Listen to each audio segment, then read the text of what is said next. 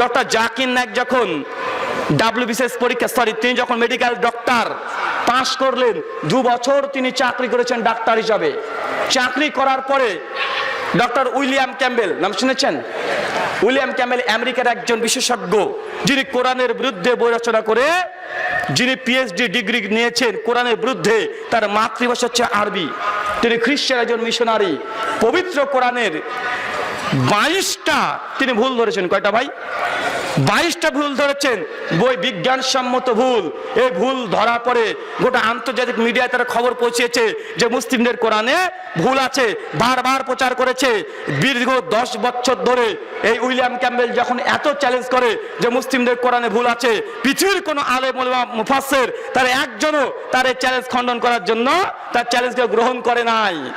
Doctor Zakir Naik যখন দেখছে ইসলামকে চ্যালেঞ্জ করছে, ডক্টর জাকির নায়েক তখন এই চ্যালেঞ্জের জবাব দেওয়ার জন্য সে পড়াশোনা শুরু করলো। তার মাকে গিয়ে বলছে, মা, পবিত্র কোরআনে ভুল ধরেছে একজন বিজ্ঞানী, আমি এই জবাবটা দিতে চাই, আমি কোরআন নিয়ে হাদিস নিয়ে এখন গবেষণা করতে চাই।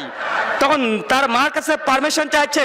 তার মা তখন বলছে, বাবা, তুই এমন একটা জিনিস চেয়েছিস, এটা আমি না করতে পারবো না, তুই যেটা ভালো মনে করিস তুই সেটাই কর। তার বা এই কথা বলেছে।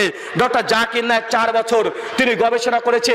গবেষণা করার পরে উইলিয়াম ক্যাম্বেলকে আবার চ্যালেঞ্জ করে যে আপনি যে চ্যালেঞ্জ করেছেন এটা আমি অ্যাকসেপ্ট করলাম ইন্ডিয়া থেকে। ভাই, উইলিয়াম ক্যাম্বেলের বাড়ি কোথায়?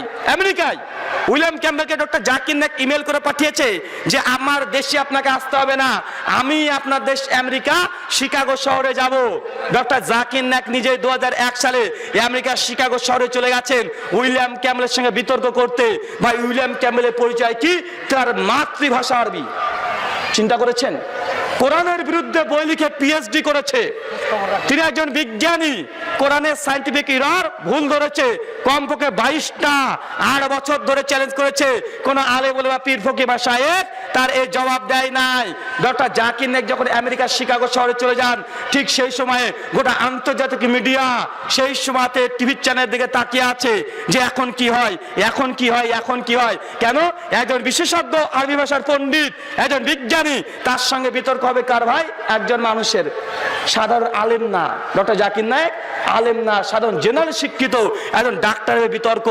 যখন উইলিয়াম ক্যাম্বেলের সঙ্গে বিতর্ক শুরু হয়, প্রায় 4 ঘন্টার অধিক বিতর্ক সময়, উইলিয়াম ক্যাম্বেল প্রথম 40 মিনিট এসে বক্তৃতা দিচ্ছেন, কোরআনের আরবি ইবারত পড়ছেন, গ্রামার দিচ্ছেন। দেওয়ার পরে কোরআন থেকে 22টা ভুল বের করে দিয়েছেন। মানুষ হাঁ করে তাকিয়ে আছে যে কোরআনের বিজ্ঞানসম্মত ভুল 22টা বের করে দিয়েছে। ডক্টর জাকির নায়েক যখন সেকেন্ড টার্ম তিনি যখন বক্তৃতা দেওয়ার জন্য উঠেছেন, তিনি হাসতে হাসতে আসছেন। আশ্চর্য, হাসতে হাসতে উঠছেন। বক্তৃতা হামসানোর পরে সে উইলিয়াম ক্যাম্বেলের প্রশংসা করছে যে উইলিয়াম ক্যাম্বেল যে কোরআন পড়েছে এর জন্য তাকে প্রথমে ধন্যবাদ জানাই। ভাই, চিন্তা করেছেন কি কনফিডেন্স? তারপর মাত্র 30 মিনিটে উইলিয়াম ক্যাম্বেল যত কোরআনের ভুল ধরেছিল, ডক্টর জাকির নায়েক নিমেষেই তার সম্পূর্ণ উত্তর দাঁত ভাঙা জবাব দিয়েছেন ওখানেই। তারপর দেখছেন মাত্র 10 থেকে 12 মিনিট, ঘড়ি দেখছেন, দেখবেন ভিডিওতে ডক্টর জাকির নায়েক ঘড়ি দেখছে মাত্র 10 থেকে 12 মিনিট আর সময় আছে। এই সুযোগকে কাজে লাগিয়ে ডক্টর জাকির নায়েক তখন বলছেন, আসেন, উইলিয়াম ক্যাম্বেল কোরআনে কিছু ভুল ধরেছে, আসুন আমরা দেখি যে আধুনিক বিজ্ঞান সম্পর্কে বাইবেল কি বলে, কেন তার ধর্ম কি খ্রিস্টান। এরপর ডক্টর জাকির নায়েক মাত্র 10 থেকে 12 মিনিটের মধ্যে তাদের বাইবেল থেকে কমপক্ষে 38টা বিজ্ঞানসম্মত ভুল ধরে তার মুখে ছুঁড়ে মেরে দিয়েছে। আলহামদুলিল্লাহ। তারপর সেকেন্ড টাইম আসে, উইলিয়াম ক্যাম্বেল কোনো জবাব দেয় না। ডক্টর জাকির নায়েক আবার পাল্টা প্রশ্ন করে, কিছু হয় না। প্রশ্ন উত্তর একজন শ্রোতা উইলিয়াম ক্যাম্বেলকে বলছে যে উইলিয়াম ক্যাম্বেল, আপনি কোরআনের 20টা বৈজ্ঞানিক ভুল ধরেছিলেন, 22টা। ডক্টর জাকির নায়েক সবগুলা জবাব দিয়েছে, কিন্তু ডক্টর জাকির নায়েক তিনি যে বাইবেলে 38টা ভুল ধরেছে, আপনি এটা জবাব দিচ্ছেন না কেন? যখন এই প্রশ্ন করছে উইলিয়াম ক্যাম্বেল বাধ্য, সে বলছে যে ডক্টর নায়েক যেই অভিযোগগুলো তুলেছে আমার কাছে এই মুহূর্তে কোনো উত্তর নাই।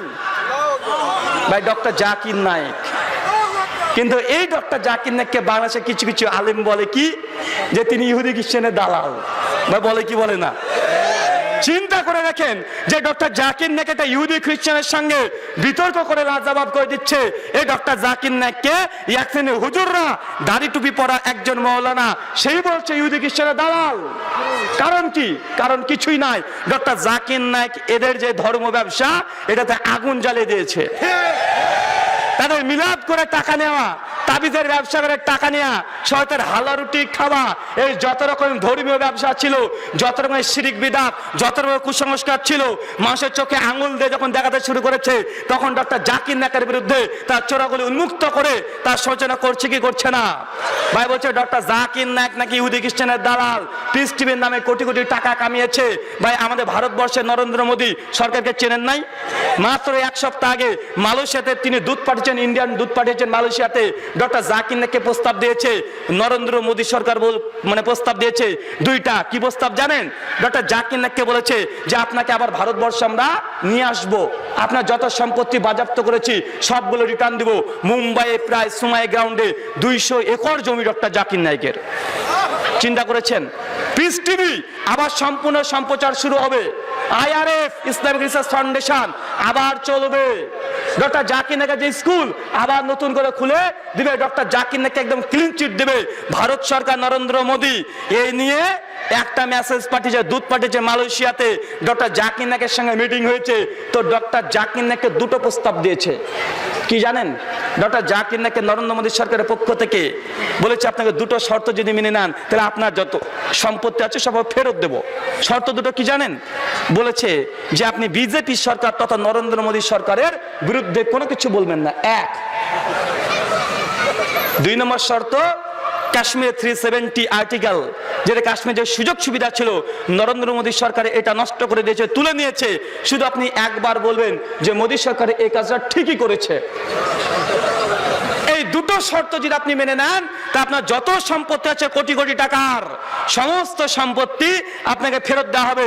ইন্ডিয়াতে আসতে পারবেন, পিস টিভি চালাতে পারবেন, স্কুল চালাতে পারবেন, আপনার ফাউন্ডেশন আবার নতুন করে চালাতে পারবেন।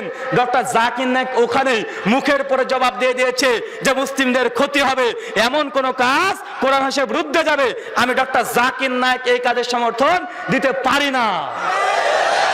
ভাই ডক্টর জাকির নায়েক নাকি ইহুদি খ্রিস্টানের দালাল, টাকার জন্য নাকি এইসব কাজ করছে।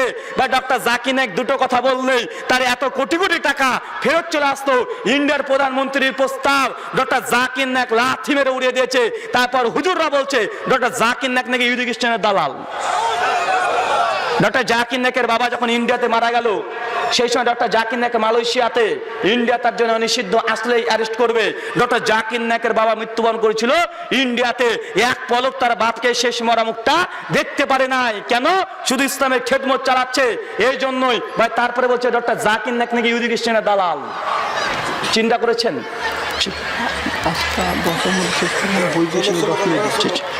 তারপরে দেখেন এক শ্রেণীর মানুষরা, মূলত এদের মূল কারণ হচ্ছে এটাই যে তারা ধর্মের নামে যে ব্যবসা করছিল ডক্টর জাকির নায়েক তার উৎখাত করে দিয়েছে। এই জন্য তাদের হাতে ঘা লেগেছে, ব্যবসায় ঘা পড়েছে। ভাই এই জন্য সমালোচনা করছি, করছে না? করছে।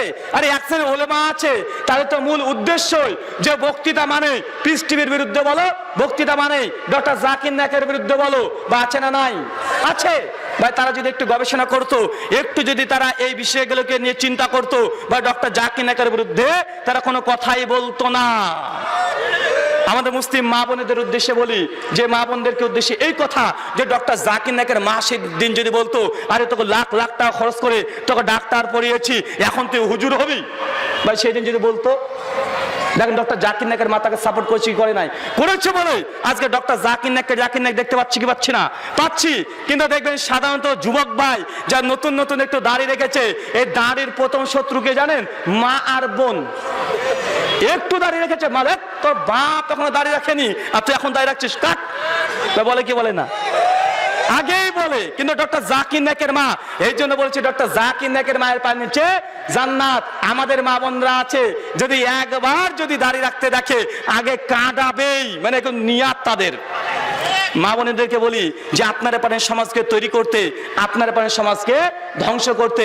পশ্চিমা মিডিয়া যারা আছে আজকে মুসলিম নারীদেরকে তারা এমনভাবে ব্রেন ওয়াশ করছে যে মুসলিম নারীকে বারবার বোঝানোর চেষ্টা করছে ইসলাম এমন একটি ধর্ম যে নারীকে কোনো অধিকার দেয় নাই, বা প্রচার করছে কি করছে না?